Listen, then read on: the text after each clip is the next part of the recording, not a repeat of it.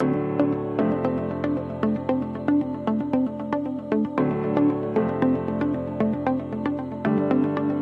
folks, Charles again here from Shop Style Design. In today's training video, we are going to learn how to create a product in your Shopify admin. So once we get logged into your admin, we're going to go over to the left hand side where you see these tabs here, and we're going to find and click the tab that says Products. Products will show up with a drop down here.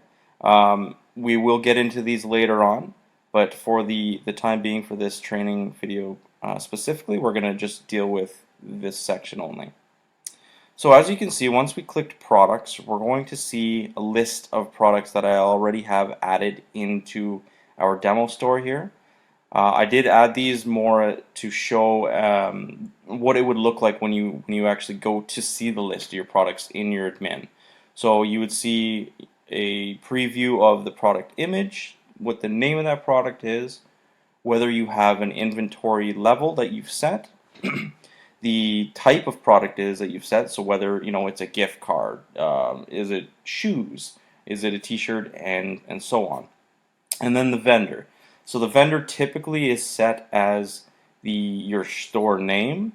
Now you could use it for other instances. Say you were a reseller for, let's say, Nike shoes. You could put Nike as the vendor in that place. So without further ado, we're going to go ahead and create a product. So at the top right, we're going to see this blue button that says Add Product, and we're going to give that a click. And that's going to open up the main area where we're going to create our product. So we're going to start with the title. So the title is essentially what you're going to name that product. So we're going to say, let's just say we wanted to add a product called Superman T-shirt, for instance. And that's what we're going to name our product. Now going over to the right hand side, product availability. This essentially means where is that product going to be viewable and accessible to your customers. So right now, as you can see, we have it available with online store, and Shopify chat, we'll get into that later on. That's more of a application that you can use to chat to your customers real time about products, orders, anything essentially. But for right now, the product is available on our online store, and that's where they're going to be able to access it. So moving down, the description. This area is very self-explanatory, so you can describe that product, whether it's where it's made, what kind of material is it. You can include how is the sizing. It could be virtually anything that you want to include about that product. This is the section you're going to want to include that in. And that being said, there are different formatting, as if you would have, in Microsoft Word, anything along those lines, that you can modify, add tables, insert videos, insert images, and so on. So you do have that flexibility to format that section. Moving down into the organization section, this is where you're going to set a product type. Now these are useful when you are creating collections, whether they're automated, specifically when they're automated, because you can say, if a product type is t-shirt, then the system will include this product that we're creating now in that collection automatically. So these can be incredibly important, so just keep in mind that is there to be used. Now, the other thing is with most things in Shopify, such as product tags, which we'll cover, things along those lines, it is case sensitive, so make sure that your product types are consistent, and that way it just avoids any headaches and any confusion once you have not only yourself but maybe staff members that are also helping. It just keeps things clean. Vendor, we did cover that. Most times you're going to set it as your actual business name. There are instances, like I said, you could use, a different brand name. Say if you're a reseller for Nike, that's where you can enter it in this section here. So moving down, images. This is where you're going to add images to your products. So what's important is once we get creating variations of your product, so let's say we had the Superman t-shirt, it comes in red and all the different sizes, but then there's another instance where maybe the color is blue, so we're going to have two different pictures. So we'll be able to, once we create those variants, we can actually get down to assigning images specific to those variants. So that would be important, like assign the red shirt to the red variants, blue variants, green variants, and so on. Right now, since we haven't created variants, what's going to happen is this product's going to be shown as there's only one specific style of this product, and this is the main image, and it's just going to pull that image for it. So that's essentially what that is there. Now moving down to collections. Now, as we mentioned earlier, product tags. They are super useful for filtering your collections, filtering your products. That's mainly what this is going to be used for. Now again, case sensitive. So say you added Marvel uppercase and then Marvel lowercase, the system would consider them as two separate tags. So just keep that in mind when you are creating those product tags, just like I said, to avoid confusion and any disorganization moving forward. So moving down here to the pricing section. So each of these fields are very important to make sure you understand. So a lot of people get confused with compare at price versus price. So let me break it down. So the price field here is what you are going to sell your product at. So let's say this t-shirt was $25 that we're selling it at. But let's say regularly this t-shirt is $30. So what's going to happen is once this product is created, it's shown in your online store, and depending on the theme you have, it's going to show that this t-shirt is on sale. So it'll say either they're saving a certain percentage or they're saving $5. This is a great field if you wanted to create those flash sales, any kind of sales that you're going to run. Compare at price is perfect for that.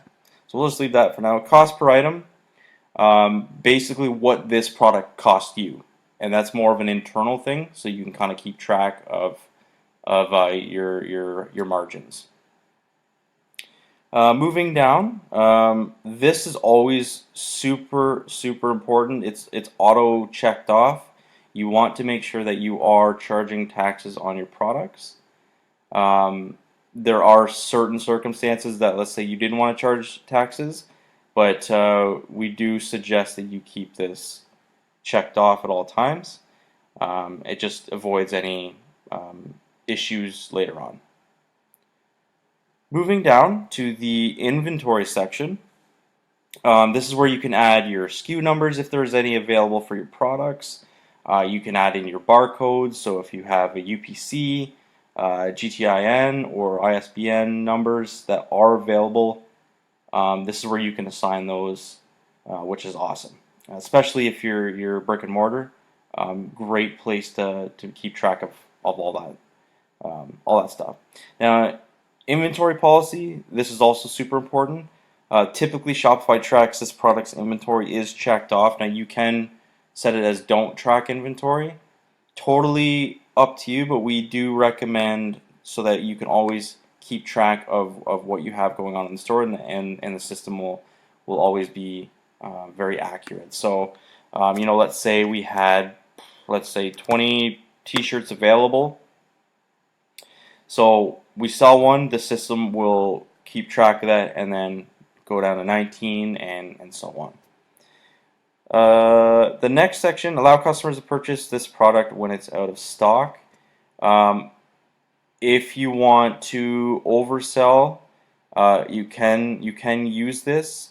Um, but we don't typically suggest it, just so you can kind of keep an idea and track your actual inventory amounts. But it is there if you wish to use it. Moving down to the shipping section, this is super important. Again, this is a physical product, is automatically checked off. Most times, you're going to be selling something you're going to be physically shipping to the customers. So in this case, we're going to be shipping clothing. So we're going to leave this as a physical product. The only time you would not have this checked is, let's say you were selling a digital file, where it's not, you're obviously not going to be putting this in the mail, so this would be sent to them via email. So that would be really the only time. It could be a pre-order as well. It could be a deposit. It could be. It depends on how you set up your store, but that's typically the only times that that would be unchecked. So we can just leave that checked for now. Weight, super important. Now you can choose pounds, ounces, kilograms, or grams. It's totally your preference. I do believe the mail couriers go by pounds for the most part, but the system will always make sure that that's translated to them. So that's no worries there. So make sure that you do have the most accurate weights for your product. That way, when you're using the calculated shipping, it's going to be able to pull the most accurate shipping rates based on what's in their order and where it's being shipped to.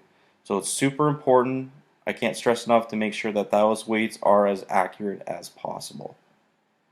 And then moving down to the customs information, we're going to say, like this is going to be coming from wherever you're located, which country you're at.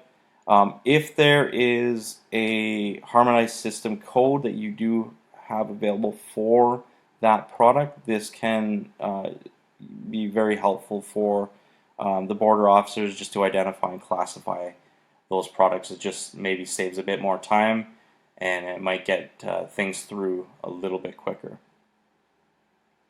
Moving down, fulfillment service. So since Shopify is essentially taking care of going through checkout, shipping, and fulfilling those orders, we're going to leave it as Shopify. That's what it's typically defaulted at. Now you'll see my drop down Oberlo, so that would be more so a drop shipping service. So say you didn't warehouse your product, or you didn't have your product on hand, that when an order comes in, when you mark it as fulfilled, that's going to generate an email that's sent to the drop shipper, and then they would be sending the product to your customer for you. Moving down to the variant section. So this is the section where we mentioned earlier, where say you want to have different sizes, colors, materials, anything along those lines. This is where you're going to go. So let's say we'll just make a couple variants just to kind of give you an idea. So by default, it's going to show as size. So we're going to say we want a extra small, and then for each one that you finish, you're going to separate it by a comma. So just comma, that'll create that variant for you, and then we're going to go with small, and then medium,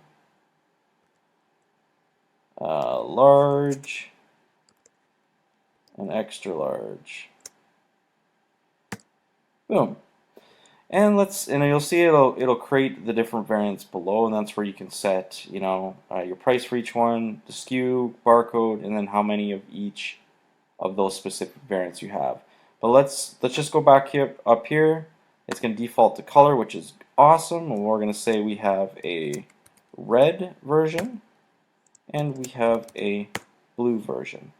And as you can see, it has created variants for each size, but also showing in a different color, and so on. So for every new option you have, and